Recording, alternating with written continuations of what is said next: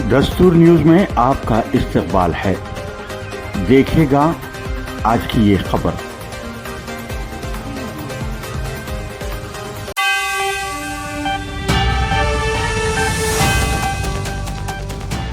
अनी शेटी रजीता की याद में ताज़ियती इजलास। वरंगल की मुमताज़ अदीबा, समाजी कारकुन और जमहूरी मुसन्निफ़ीन की कौमी सदर अनी शेटी रजीता की याद में आज काकतीया यूनिवर्सिटी के कॉमर्स डिपार्टमेंट सेमिनार हॉल में वरंगल की मुख्तलिफ अदबी और समाजी तंजीमों के ज़ेर एहतमाम ताज़ियती इजलास मुनक्किद हुआ। मुकर्रिरीन ने कहा कि रजीता ने अपनी ज़िंदगी को समाजी बुराइयों के ख़ात्मे, ख़वातीन के हुकूक़ और बेदारी के लिए वक्फ़ कर रखा था। वो हितोवादी और निसाई हुकूक़ की अलमबरदार थीं। बेवा ख़वातीन के मसाइल पर किताबें लिखीं और अमली इक़दामात किए।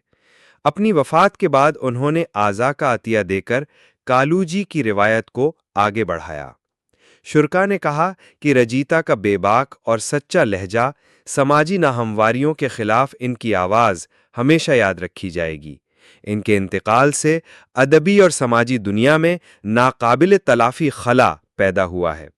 इजलास में मुख्तलिफ तंजीमों के नुमाइंदे, असातिज़ा, उदबा और समाजी कारकुनान ने शिरकत की।